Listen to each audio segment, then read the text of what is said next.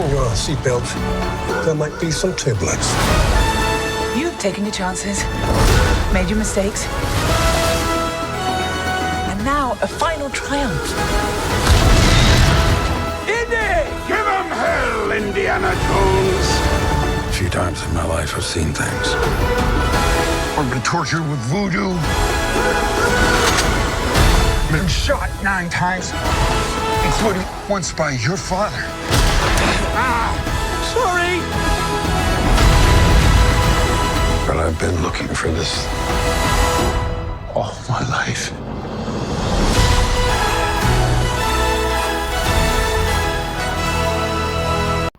Welcome to another movie review. I am Dylan Gable, and today we're talking about Indiana Jones and the Dial of Destiny. The film stars Harrison Ford reprising his title role, and is directed by James Mangold this time. Yep, not Steven Spielberg.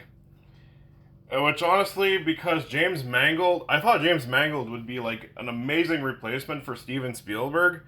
I thought he could, bring some new life into this franchise.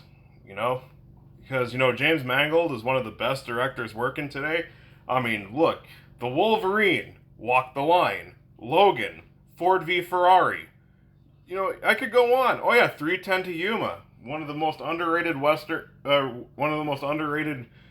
not only one of the most underrated westerns, but also one of the most underrated remakes of all time. It was fantastic. So yeah, I was excited when he was directing an Indiana Jones movie. Now, what did I think of it? Well, before I can get into my thoughts, I got to explain what this movie's about.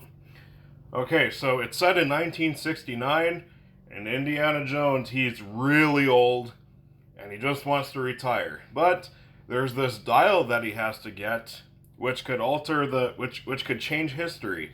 And there's this Nazi-turned-NASA scientist who wants to get his hands on it and change the outcome of World War II. Okay, so now we can get into my thoughts. I thought this movie was fine. It was an okay movie. Harrison Ford, I will say, gives the best performance in this franchise. Seriously. I am serious. He brings so much emotion to this film, more than he ever has in the other movies. The only time I could really say where he came close to giving this much emotion was The Last Crusade, which I still think is the ending of this franchise. But yeah, I think Harrison Ford, fucking amazing in this movie. Best he has ever been in this franchise.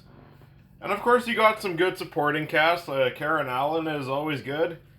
I really love John Rhys Davies was good too, and Antonio Banderas was fun. But really, Harrison Ford is the scene stealer, which he should be. It's his movie. The action sequences. I will say I do have somewhat of a problem with the action. It's very fun. It's very well put together. But because there's a huge abundance of CGI, it's not as exciting as it was in the earlier films, especially the first 3. Because in those first 3 films, it was all practical. It felt more exciting because what you were seeing was actually happening. Here, there's some good stunt work and whatnot, but because it's so heavy on the CGI, it's not quite as thrilling. It's fun to watch, but not quite as thrilling. The story, I thought, the story is where, like the story and the pacing is where I kind of get into my issues a bit. I really loved that first 30 minutes. The first 30 minutes I thought was fantastic. It's where you get a de-aged Harrison Ford, and he's fighting Nazis on a train for that dial, and fuck, that shit was great. I love that. It felt like classic Indiana Jones. And then we get to the 60s where he's just old, he's grumpy, just doesn't want to take any shit. I loved that aspect of Harrison Ford's performance. I thought he sold it perfectly.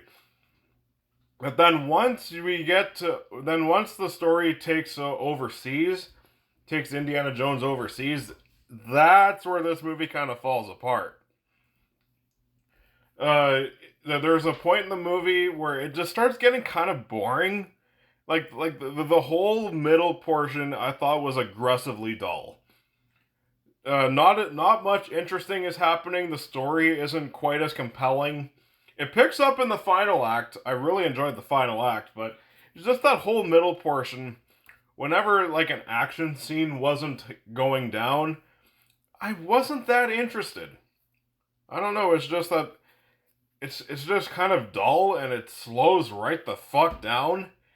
Where I don't know. I just couldn't. This movie couldn't keep my interest for a bit. But yeah, the acting was great, especially from Harrison Ford. I thought the action scenes, while not as thrilling as they could have been, they are fun to watch.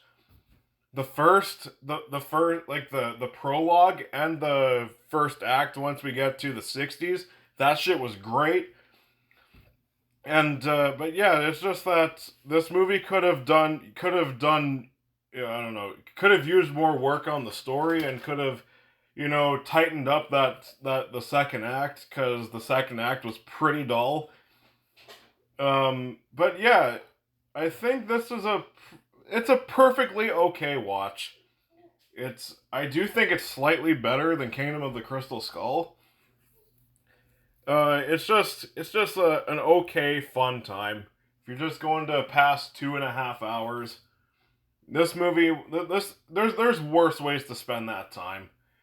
If you're a hardcore Indiana Jones fan, there's definitely stuff you'll like in it. But yeah, there's nothing here that is as exciting as in those first 3 Indiana Jones movies. So yeah, overall, I'm gonna give Indiana Jones and the Dial of Destiny a B-. Alright, so what did you think of Indiana Jones and the Dial of Destiny? Comment below, let me know. And if you like my stuff, you can like, comment, subscribe, and hit that notification bell.